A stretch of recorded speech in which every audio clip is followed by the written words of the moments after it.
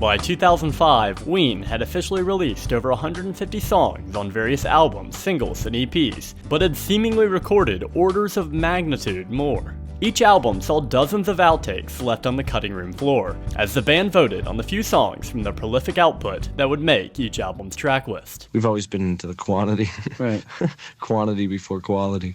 Just make a million songs. But all three of our records so far have been weeded down from hundreds of songs each time. Really? Yeah, it's the same thing every time.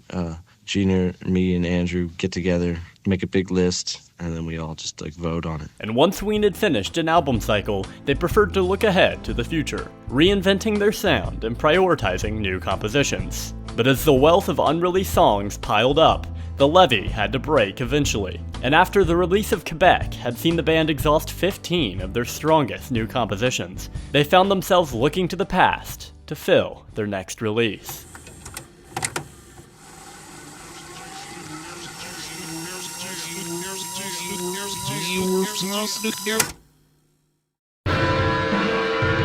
Oh, we're Ween. What's a Ween? We're a band, you know. Out of nowhere, out of the total musical vacuum, out of total darkness, comes one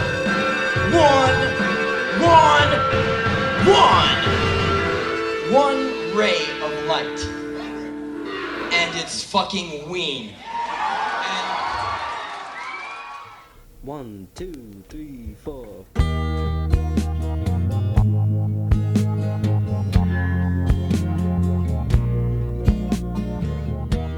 In an interview with Flagpole in September of 2000, Dean had previously seemed hesitant to release a compilation album, only showing interest in releasing some outtakes from the Pod and Pure Guava era.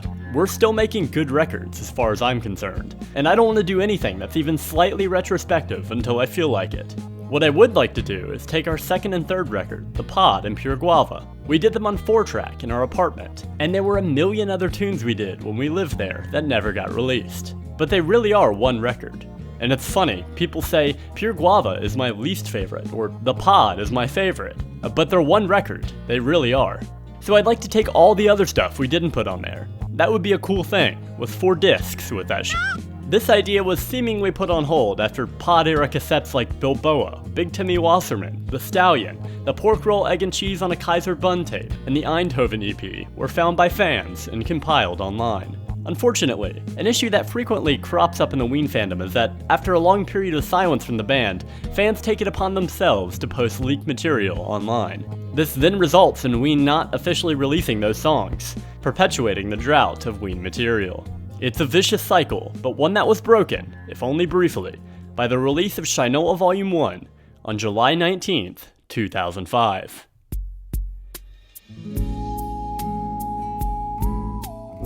The title of the new album was likely inspired by the saying, "You don't know your from Shinola," which I would hazard to guess the Ween brothers first heard from Diener's dad, much like Piss Up a Rope. While many tracks were simply remixed from old demos for inclusion on the album, some had elements re-recorded, like the vocals on Someday, and some were drastically re-edited, like Monique the Freak and Big Fat F***, each being 4 minutes shorter, while How High Can You Fly, strangely, is nearly a minute longer.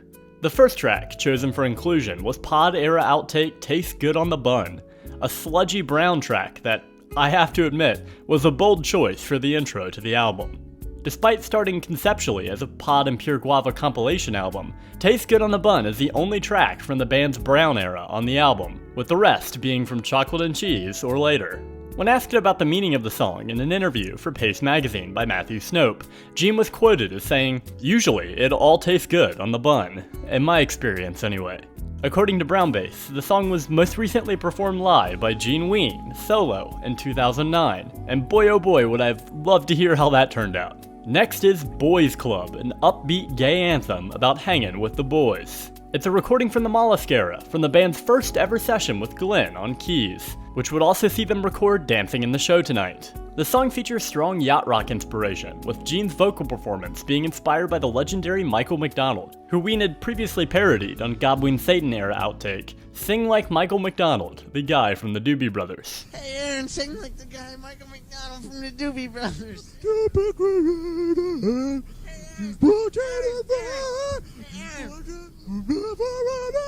Boys Club is all about good vibes. Whatever you're going through, it don't matter, cause you're always allowed at Boys Club. After the bitter pill of Quebec, it seemed like the band was trying to cleanse the palate with some classic Ween goofiness in the first 2 tracks. However, the next song reintroduces some of that 2000s era sincerity with I Fell in Love Today. The song is a low-key ballad centered around a gorgeous bass line that details the euphoria you feel at the beginning of a relationship. I Fell in Love Today was recorded during the Quebec era, but was left off the album, and I can only assume that was because it was too happy. Its optimistic Cloud9 new love worldview clashes with the down in the dumps divorce themes on Quebec, so I understand why it was scrapped. I'm just glad we got it eventually, because this is genuinely one of Ween's sweetest songs of all time. But if you thought this album was in danger of getting too sincere, the next track is Big Fat F***. Originally released on the 1999 Creators of the Sack mixtape on Ween.com, the Shinola version was drastically abridged from its original 7 minutes and 5 seconds, now clocking in at just 2:55. The song is similar to tracks like Candy from Chocolate and Cheese, or even Tastes Good on the Bun, with a repetitive hook uttered over a looping bass line. Unfortunately for humanity, this one has never been played live, and I just think that's a shame. Next is Gabrielle, which was one of the 2 songs selected as a single. It's a straight-ahead rocker in the vein of a classic Thin Lizzy or ZZ Top track that was written top to bottom by Dean. However, it manages to fit the 2000s pop rock vibe as well, being mixed like a White Stripes song. Gabrielle is so mature and straight ahead that I was shocked to discover that it's actually a Chocolate and Cheese era track, despite feeling totally out of step with that period in the band's history. Sort of like how Buckingham Green was being performed by the band back on the Pure Guava tour. As far as Ween goes, Gabrielle was actually a bit of a crossover hit, being played on the radio and eventually being featured in a Skoda car commercial in Germany. In some ways, Gabrielle is like the transdermal celebration of Shinola Volume 1, a mind-blowing, accessible rock track that's sure to convert even your most vanilla friends into Ween fans. Ohne Zinsen und Anzahlung. Skoda. Simply clever. Then there's Did You See Me, a beautiful, epic prog song that builds to a cacophony of synth noise before dropping into a devastating refrain. Did You See Me is another Mollusk outtake, probably cut because that prog niche was already being filled by Buckingham Green and the Golden Eel. But man, is this one a barn burner. An older mix with different vocals was played on Ween's MySpace page in October of 2007 as part of their Mollusk session stream, and is just further confirmation that for every fantastic officially released track, there was another future classic cut from the album in Sacrifice. Next is How High Can You Fly?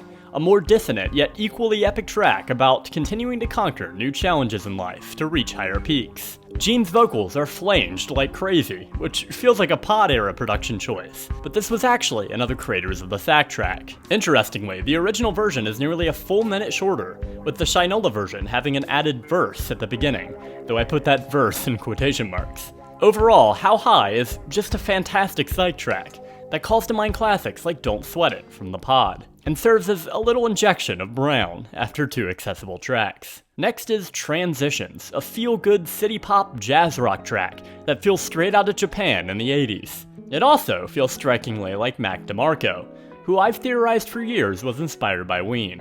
Not just this track either, as his early rock and roll nightclub material employs familiar Verisped vocals, and Hawakawani Se from the La Cucaracha sessions would fit right in on Mac's Here Comes the Cowboy. Transitions is yet another Mollusk outtake that also sees the return of Eddie Dingle. Sort of. Just a great summer vibes track.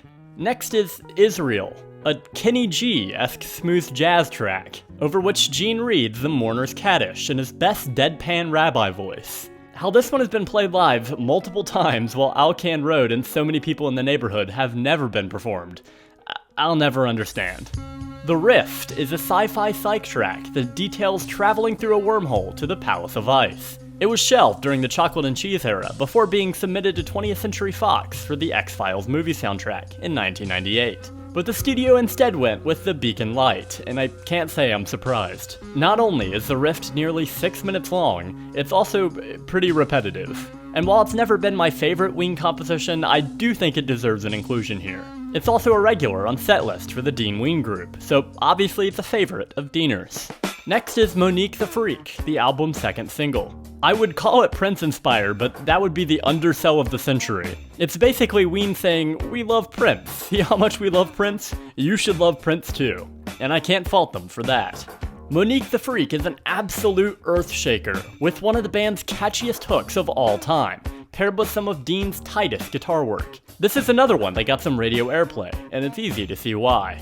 The creators of the Sack version of the song sat at a staggering 10 minutes and 10 seconds, whereas the Shinola version was trimmed down to a respectable 6 minutes. And even this reflects the song's inspiration, with many of Prince's hits being much longer than the radio edit would suggest.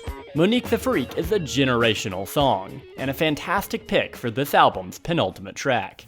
Finally, there's Someday, a gorgeous ballad that ends the album much in the same way White Pepper did with She's Your Baby. It's a sweet Quebec outtake, and one of the most quoted songs among fans. Because at the end of the roller coaster that was Shinola Volume 1, Someday is here to remind you that no matter how bad your week is, Tuesday is pizza day. Shinola was warmly met by fans and critics alike, though with less fervor than Quebec before it. Pitchfork gave the album a 7.6 out of 10, Tiny Mixtapes a 3.5 out of 5, and Sputnik a 3 out of 5. Enthused by fan reactions to finally getting official versions of tracks from the archives, Ween would also release Chocolate and Cheese outtake Dirty Money as a single 5 months after the album's release. This version was a minute longer than the track that was included in the recent Chocolate and Cheese Deluxe. For fans, Shinola was a welcome addition to the Ween catalog, allowing them to finally have an official way to hear many of their favorite outtakes and live staples. But by the time the Shinola era came to a close, it had been nearly 4 years since fans had heard any new compositions from the band. So when the band announced not one, but 2 new releases in 2007, you had to wonder, what would new material from Ween sound like? And would it live up to the standards set by Quebec? As the next era of Ween began, excitement ran high, as did, perhaps, unrealistic expectations. So buds for a long time, where do you project yourself to be, like when you're their age, 60 years old? I think by 60 years old, I probably will hope to be in like southern Florida or some typical thing like that. But when I'm like 40, I'd like to be in Ween still anyway.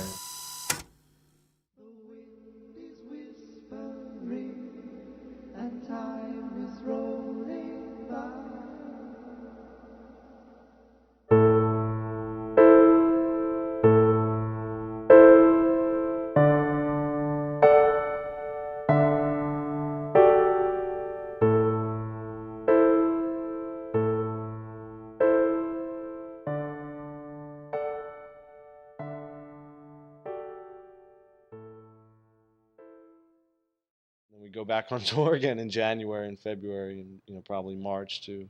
After that, I don't know. So that's it. Right, do you guys like After that, I'm gonna kill myself. I think. I'm not a touring band, really, but we tour anyway. Well, guys,